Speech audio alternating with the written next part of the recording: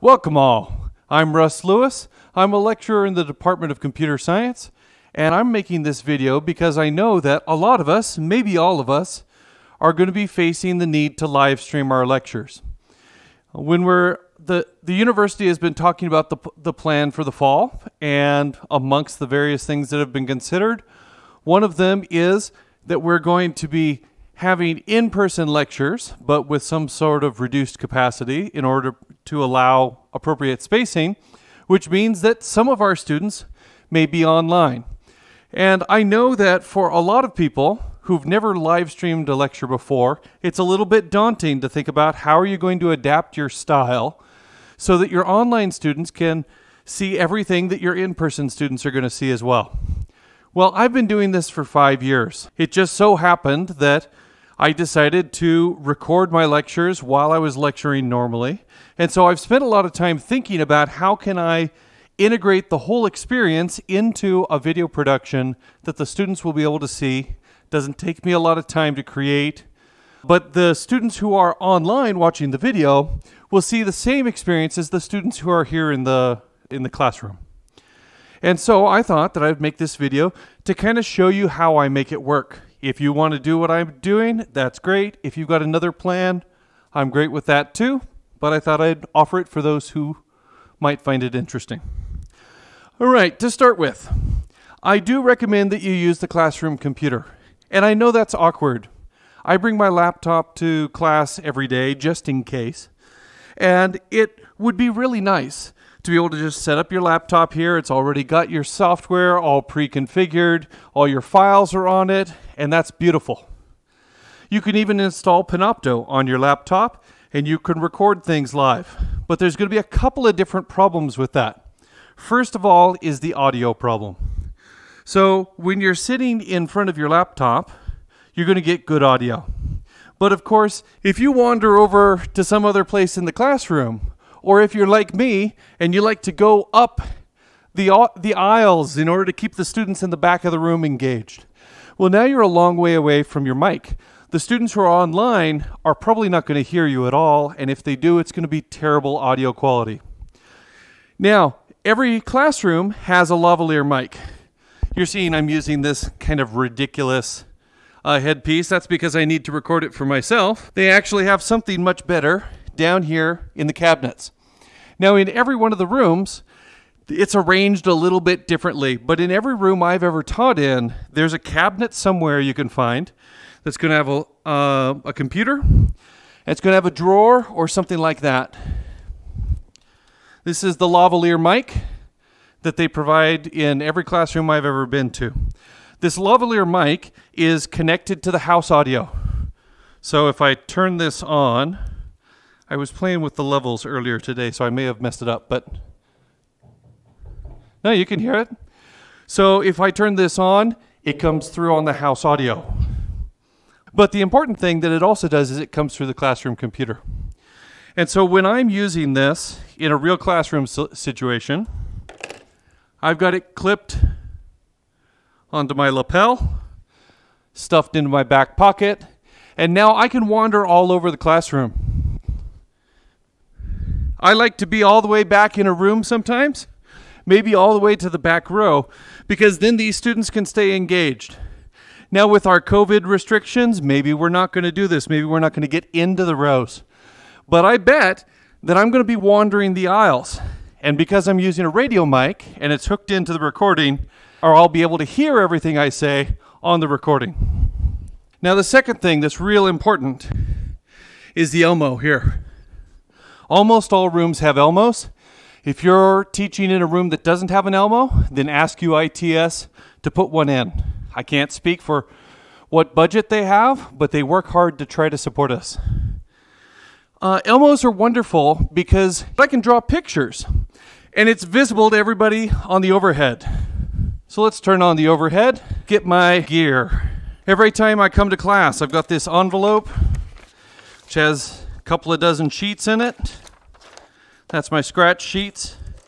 And I've got an assortment of pens. Now, I use a particular brand of pen. I'll put a link to it down in the description.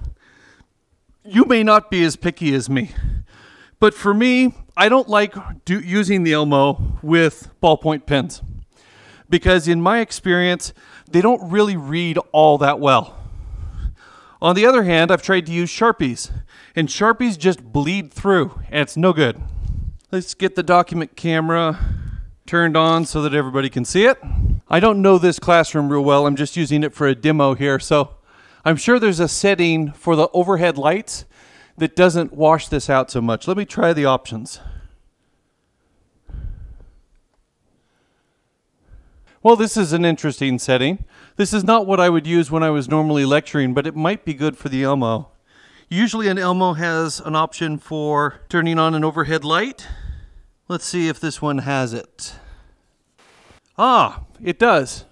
And so with an ELMO, what I can do is I can draw my dynamic pictures however I want to draw them. I can be talking about them to the students, of course. And because we've got these very nice pens here, these Goldilocks perfect pens, they show up nicely on the picture on the screen. And you can also use the other side to write something else. Now, if you're concerned about the limitations, I know that it's frustrating to use an ELMO here instead of a whiteboard. Because if you're using a whiteboard or a chalkboard, you get a lot more real estate. But you can actually make it work most of the time. Sometimes if I want to extend a figure, I may have to put multiple pages together. Unfortunately, it means that you don't necessarily get the whole figure in there all at once, but usually you can draw a picture that's useful enough for your students. All right, so that's great. But right now, what I've shown you is how to use the ELMO here in a room for live students. We haven't talked anything about recording. And if you think about it, there's nothing that's going to be recording what's going on the ELMO because I've set the ELMO over here. Again, this is another thing that varies widely from room to room. But in every room, there's some sort of a control panel. Occasionally it's in software, usually it's in hardware, where you can switch between the various inputs. And so I've simply set the document camera to both of these. That's going to be useless to my online students. What I need to do is I need to discipline myself to use the classroom computer for all of this video, for everything that the students are going to see. Because only what's on the classroom computer is what's going to come through on the recording. So you log in with your NetID, and several things that I'm going to start up immediately when I log in. First of all, I am going to go to whatever browser you prefer best. I'm going to go to D2L. Now, it's important that you do this real early because the whole process of setting up Panopto has a number of different steps. It's going to require you to log in. So this takes a little while, so get it running in parallel with everything else. Now it's asking for me to do the two-factor authentication. Now to access D2L, I'll go into one of my classes here. And what you can do here is you're going to go UA Tools, Panopto. Now, this is the same way that students are going to be accessing Panopto. They're going to go in here. And what you'll see is that I have a whole bunch of recordings of the various lectures that I gave. The students can just click on any one of these and go ahead and watch the video when it's available. But you're going to do create, record a new session, and open Panopto. You have to tell it to, yes, I want to use this application. This is unfortunate because one of the things that's important about these computers is they reset your preference, or they reset the whole computer. I think it's once a day. I'm not certain about it. But basically, every time you come in, it will have forgotten that you were ever here. So it won't remember that you were pre-authenticated to NetID Plus. It won't know any of that stuff. And so you will have to go through a couple of irritating little steps every time. Like, telling it, yes, I want to use the application. All right, once we're here, a couple of things to change. The defaults are pretty good. I turn off Capture PowerPoint because I use PDFs instead of PowerPoint. So if you want to explore that with PowerPoints of your own, you're welcome to. I've never done it myself, so I can't really speak to it. You want to set it to webcast. This is what will make it a live stream. If you leave this unchecked, then it will be an offline recording that students can access after the class is over. We want to make it a webcast. I like to give my lectures names, but we don't have to do that right now. Now let's look at a couple of other things. Our video. So it looks like we can switch through various things. In most cases, on most classroom computers, you won't have any webcam options here. This classroom is a little bit more advanced. So this classroom actually has a webcam located up in the back, which can see me. If for some reason I want to use this webcam here, I can look at the students, which is kind of interesting. I'm not sure why that's important to record. But in this case, the document cam actually shows up basically as a webcam. You can think about what you want to do. In most cases, the webcam is not going to show up like this. In most cases, what's going to happen is the webcam is going to be accessed through another piece of software. All right, we'll have to look into that in a bit. So this is what I would normally have in most classrooms. I don't have a webcam running, but I am going to be capturing the screen. It's capturing the audio. Now, this is interesting. This is something I don't like about the config of this room. You'll notice that you've got a couple of options for audio. And I tried this out earlier. And if you select this webcam, you're listening off of this webcam. You get a lot of echo, a lot of barn noise. It's just not very good. This will be the actual audio that's coming off the house, the lavalier. So what I'm going to do is I'm going to turn this on again. And I'm going to do a little test here. Now, you want to test your audio every time you come in. That looks to me like that's peaking out. So I'm actually going to turn it down here. You want your audio to be kind of down. Wow, that's loud. All right, I haven't actually done a full test run here in this classroom, so I'm not sure exactly the best way to get this configured. Generally, what you want is your audio to be in the yellows, maybe just tickling the reds. Not much more than that. If you're seeing a waveform like this, that probably means that you're peaking out. You've got bad audio quality. If, on the other hand, it's down in the low part of the greens, you're too quiet, your students won't be able to hear you. So this is a good example here. This room has a few quirks, like how the cameras work, how the audio is configured. I would highly recommend that before classes begin, I would say about a couple of weeks before classes begin, come into any rooms that you're planning to use and do a test run. Actually set up Panopto, do a real recording, make sure you know how to access the ELMO, test out the house audio, go stand in the back of the room and see if the house audio is loud enough so that people can hear you. Check to make sure that the audio quality is good on your recording. Test out all that stuff. And if anything isn't working the way you expect, UITS is really good about trying to help you fix the problem if it's at all possible. All right, so we're going to go ahead and we're going to record here. So this is creating a brand new recording. And actually, because it's live, I can refresh this class site. And it should show, there it is. There's a live recording.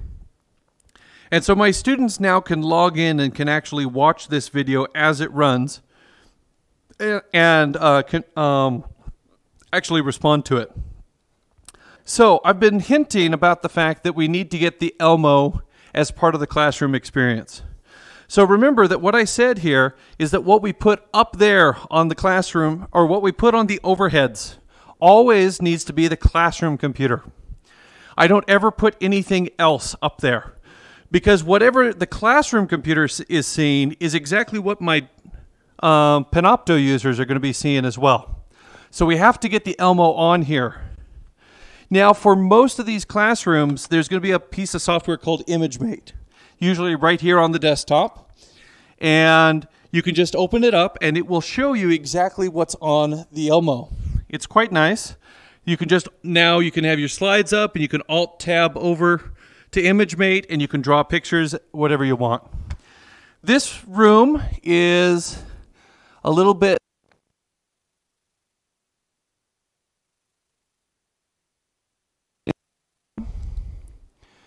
if you switch between all the cameras, one of the cameras that shows up is actually the ELMO. Let's hope that it doesn't show me up. There it is. All right, so now we can have the ELMO. Let's see if we can maximize it here. I don't like how this is so large a space. So personally, I would probably zoom this in a bit. I would get this configured until it fits one sheet of paper nicely. But now what's happening is that my students on the overhead, they can see what's going on the ELMO. And that's because it's on the classroom computer. And of course, the students who are watching this through Panopto see the exact same thing. That's always my mantra. Everything has to go through the same interface so that everybody sees the same thing.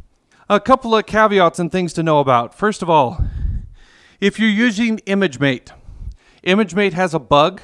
It's irritating, but it's not the end of the world. It will periodically freeze.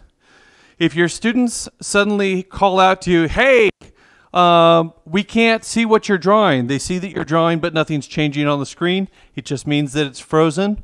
All you have to do is unmaximize the window and then remaximize it, and it'll work just fine. What else do you need to know? Oh, very important to know about Panopto. Panopto is not teleconferencing software. It's not like Zoom where you've got, a very short round trip. It actually turns out that there's a quite long delay.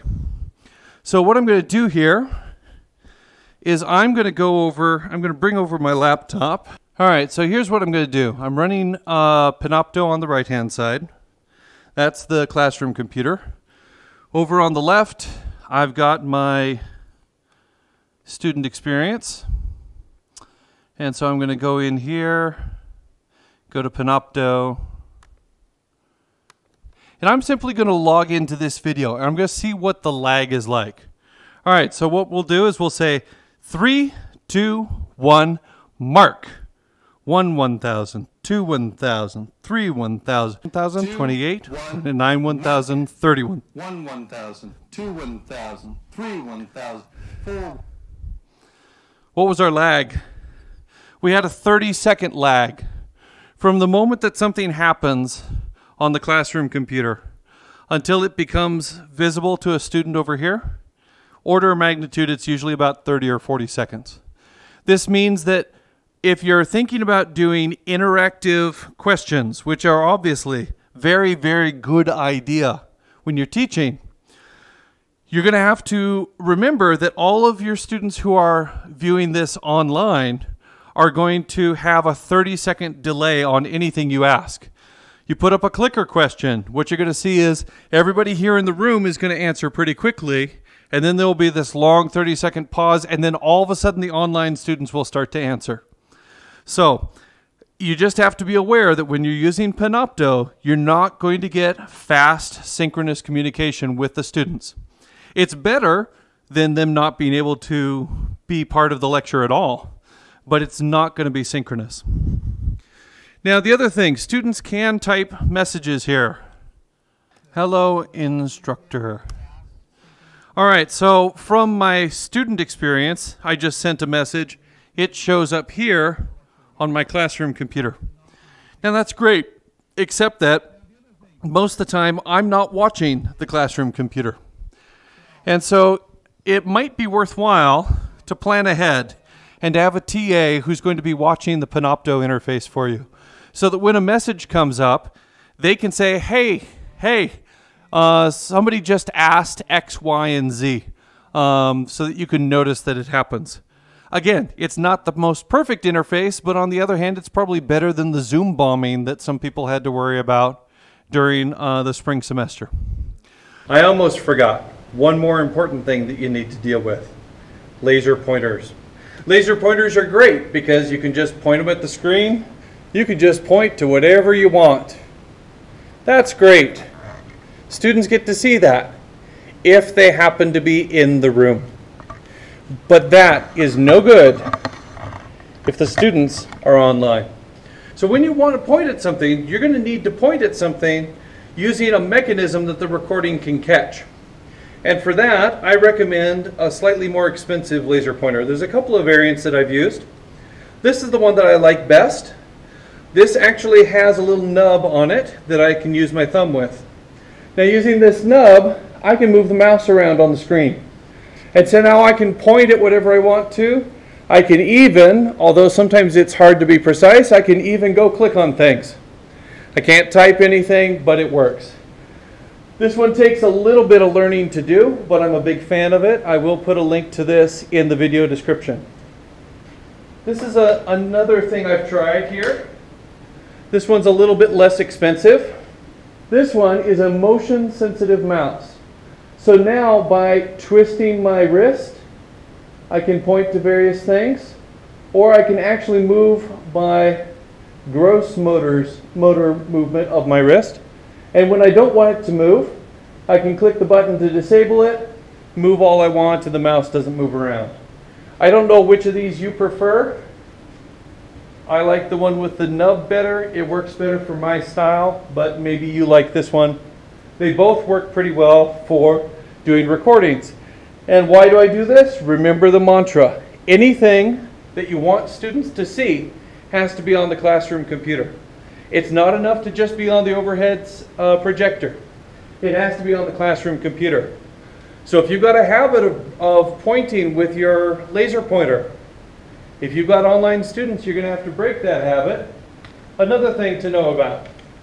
I always bring a thumb drive. Now, you may already bring a thumb drive. But I bring a thumb drive that not only has my slides, I also have my pre-installed software. So when I'm teaching a Python course, I always have the Python environment on here.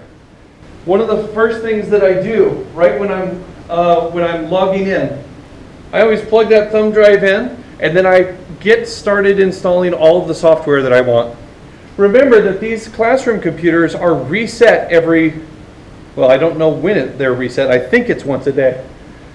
And so you can install whatever you want on these. You don't need any special permissions. You're actually logged in as an administrator. And so you can install the software and use it as you wish. The downside, of course, is that when you come back next class, you'll have to install it again. But if you bring it on your thumb drive, if you do it first thing, you can make it work. So now at last, I think I've actually said everything that I was planning to say. So I'll say again, this is Russ Lewis. It's been interesting for me. I hope it's been interesting for you. Bye-bye.